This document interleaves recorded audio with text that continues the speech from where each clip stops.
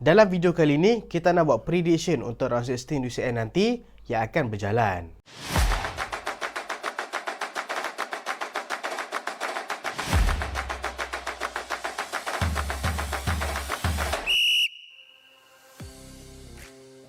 Assalamualaikum dan selamat datang ke Pile Bola Studio. So dalam video kali ini agak santai sikit. Kita nak buat preview round 16 UCL dan kita nak buat sedikit prediction lah untuk game-game yang akan berjalan tu.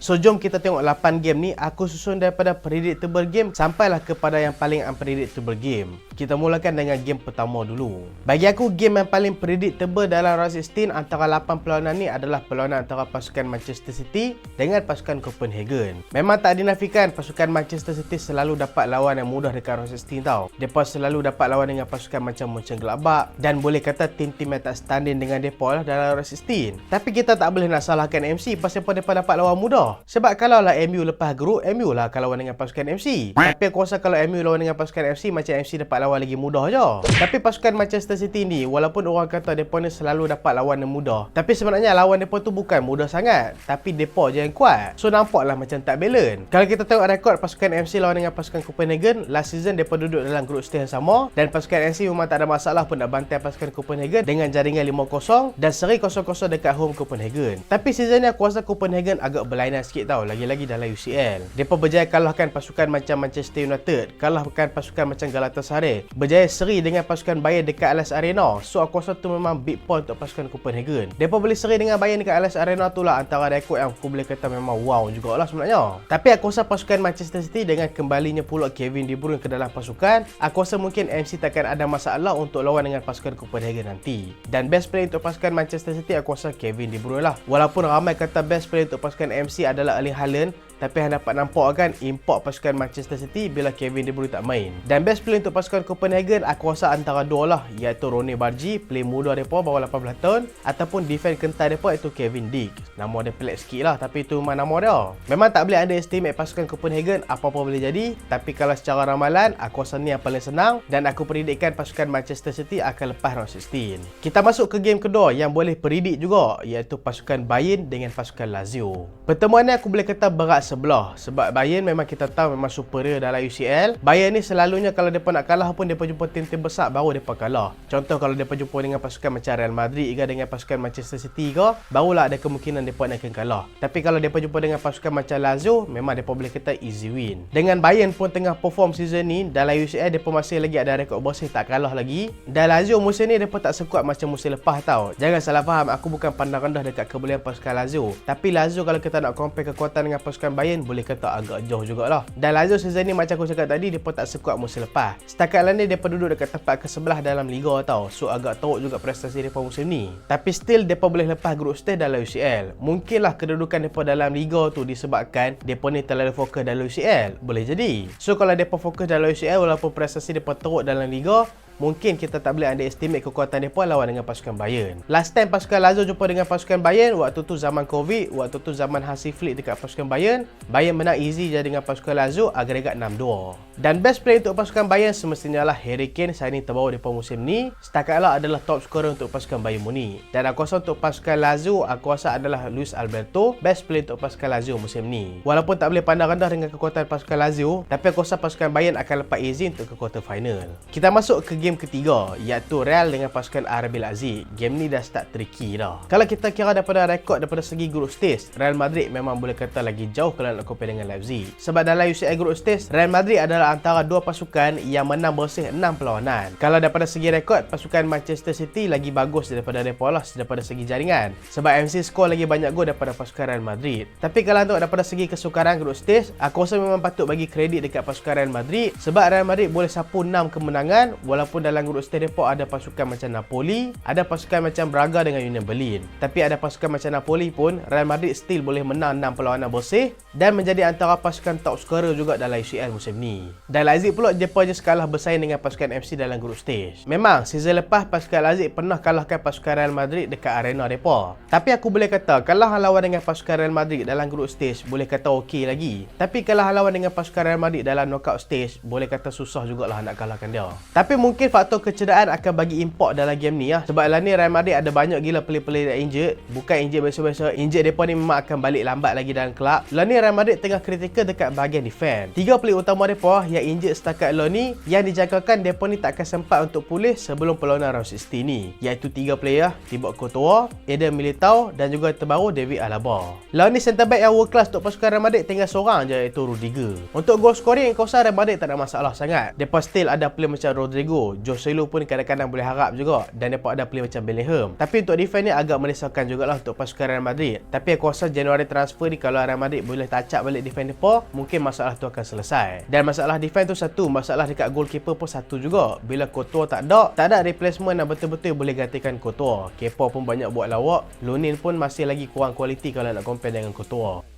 Lazio musim ni walaupun mereka masih lagi dengan coach yang sama, Marco Rose, tapi mereka main musim ni dengan skuad yang berbeza. Selepas musim lepas mereka banyak hilang play star mereka, macam Nkunku pi Chelsea, Szoboszlai pi Liverpool, Gvardiol PMC. Tapi mereka berjaya buat replacement dengan player yang agak baik juga. Contoh macam Luis Openda, Xavi Simon. So balance jugalah skuad Lazio musim ni walaupun mereka kehilangan banyak star player mereka. Tapi cakap banyak macam mana pun, aku rasa still Real Madrid akan boleh kalahkan pasukan Lazio. Aku rasa Real Madrid mungkin akan lepas ke quarter final. Sebab apa, tak kira lah Real Madrid ni pakai skuad apa pun, mungkin mentality dalam UCL tu akan mempengaruhi keputusan dalam game ni. Next game, Arsenal versus Porto. Porto memang tim yang susah untuk dikalahkan lah. Dan pasukan-pasukan daripada Portugal macam Porto ke, Benfica ke, Braga ke, Sporting Lisbon ke, semua pasukan ni selalu menjadi pengacau kepada pasukan-pasukan besar dalam Eropah. Tapi aku rasa dengan prestasi pasukan Arsenal lah ni, setakat lah ni lah, kita tak tahu lah apa jadi bulan 2 nanti. Tapi kalau dengan prestasi mereka ni, mereka maintain bawa ke bulan 2 nanti, aku rasa dengan prestasi lah ni, Arsenal boleh kalahkan sesiapa saja. Dan aku rasa mereka lawan dengan Porto memang tak ada masalah. Dan aku rasa kalau Arsenal nak kalahkan pasukan Porto, mereka kena bantai Porto cukup-cukup dekat Emirates, supaya nanti dekat Porto tak ada lah terciduk. Tapi itulah agak tricky juga game ni, sebab first game lawan dekat Porto dulu. So mungkin game tu aku rasa Arsenal akan struggle sikit, tapi mungkin Arsenal boleh seri ataupun menang tipis. Kalau kita nak kira daripada segi rekod pertemuan, last time mereka jumpa tahun 2009 dulu tu, waktu tu Arsene Wenger. Dan waktu tu Arsenal menang agregat 6-2. Nicolas Bender score hat-trick dalam game tu. Dan best player untuk pasukan Arsenal aku letakkan Declan Rice, sebab dia ni memang jadi komponen penting untuk pasukan Arsenal. Arsenal tak ada Odegaard tak apa lagi, tak ada Saka pun aku rasa okey lagi. Tapi kalau tak ada Declan Rice, memang aku rasa agak struggle jugalah aku rasa. Untuk Porto, aku rasa pasukan Arsenal kena hati-hati dengan gandingan serangan mereka, iaitu Evanilson dengan Mediteremi. Tapi prediction aku untuk kali ni, aku rasa Arsenal akan lepas ke quarter final. Sebab jujur aku nak cakapkan dengan prestasi Arsenal musim ni, aku letak Arsenal boleh pijuh tau dalam UCL. Tapi tak tahulah kan, aku harapkan Arteta tak pandang rendah lah dengan kekuatan pasukan Porto. Takut dia buat macam game lawan Sporting Lisbon last season dalam Europa League, dia letak second team tiba-tiba kalah dengan Sporting Lisbon tentu. Aku harapkan dia tak ulangkan kesilapan sama lah dengan Porto. Dan next game kita tengok Real Madrid dengan pasukan PSG. Game ni boleh kata tricky juga. Tapi kesian lah dekat Sociedad mat. Dia pun usaha lah nak jadi top group. Lalah kali kena jumpa PSG juga. Tapi memang tak boleh pandang rendah dengan kebolehan pasukan Real Sociedad sebab dia pun masuk dalam game ni sebagai pasukan yang juara kumpulan. Pasukan PSG masuk dalam game ni sebagai nak juara kumpulan. Dan kalau apa nak tahu rekod pasukan Sociedad musim ni, mereka adalah pasukan dengan rekod bolos paling sikit dalam UCL musim ni, iaitu just bolos 2 gol je dalam 6 perlawanan. Mesti orang nak tengok rekod ni sampai terkentut. Terkejut mat. Bolos 2 gol je daripada 6 game. Dan tu adalah rekod terbaik. Dan dengan pasukan PSG duk selalu bergantung sangat dengan Kylian Mbappe, aku rasa mungkin defense pasukan Sociedad boleh kunci Kylian Mbappe ni. Tapi kunci kekuatan defensif pasukan Sociedad musim ni bukan terletak dekat defense, tapi terletak dekat bahagian midfield depa. Depa ada midfield yang kerah macam Zubimendi dan juga Michael Merino. So itulah sebabnya kekuatan defensif line pasukan Sociedad musim ni. Best player untuk pasukan PSG tak lain tak bukanlah memang Kylian Mbappe. Depa memang bergantung gila dengan Kylian Mbappe musim ni. Walaupun depa dapatkan player macam Barcola, Colomwani, Dembele, Gonzalo Ramos, tapi still depa bergantung dengan Kylian Mbappe. Untuk pasukan Sociedad pula mungkin Takefusa Kubo. Sebab Sociedad musim ni taktikal depa ni selalu serap tekanan daripada pasukan lawan dan cuba lancarkan counter attack pantas gunakan striker-striker depa dan selalu delete oleh Takefusa Kubo. Dan prediction aku kali ni, aku rasa Sociedad akan lepas. Sebab dengan rekod PSG dah tersingkir dalam round 16 2 kali berturut-turut sebelum ni, so mungkin Sociedad akan boleh kalahkan pasukan PSG. Next game adalah pasukan Dortmund berhadapan dengan pasukan pasukan PSV. Ni bukan bad game, tapi game ni tricky. Dua-dua tengah perform. Dortmund mereka masuk dalam game ni nanti sebagai top group dalam grup maut. Dan pasukan PSV setakat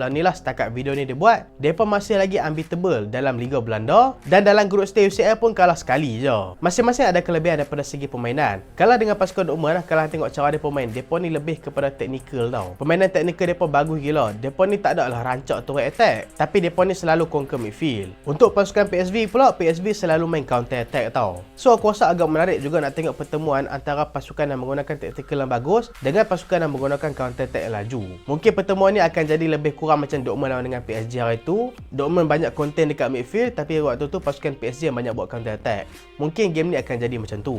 Kalau kita nak kira rekod daripada segi pertemuan lah, Dortmund dah jumpa dengan pasukan PSV dah 3 kali dah. Tapi semua rekod tu boleh kata lebih kepada pasukan Dortmund. Dortmund menang 2 kali, seri sekali. Dan best player untuk pasukan Dortmund aku rasa musim ni adalah Karim Adeyemi, dan untuk pasukan PSV adalah Johan Bakayoko. So predict siapa lepas daripada perlawanan ni, kemungkinan pasukan Borussia Dortmund. Tapi aku tak terkejut lah kalau pasukan PSV boleh lepas daripada game ni. Dan next game kita dah masuk ke big game, iaitu pasukan Barcelona dengan pasukan Napoli. Dua-dua tim ni adalah juara Liga pada musim lepas. Barcelona juara La Liga musim lepas, Napoli pun juara Serie A musim lepas. Tapi sayang musim ni dua-dua tim ni mengalami kemerosotan prestasi sikit. Lah ni dua-dua prestasi tak cun. Napoli dengan struggle daripada dalam Serie A, Barcelona pula dengan struggle daripada nak skor banyak gol. Last time Barca jumpa dengan Napoli iaitu waktu dekat Europa League. Waktu tu zaman kelam pasukan Barcelona lah. Waktu tu Auba main dekat Barca apa semua. Barca boleh kalahkan pasukan Napoli dengan jaringan agregat 5-3. Nak kata masalah injury, aku rasa masalah injury kedua pasukan tak ada teruk sangat. Barca pun kalau key play dia point tak ada lah ni, boleh kata Ter Stegen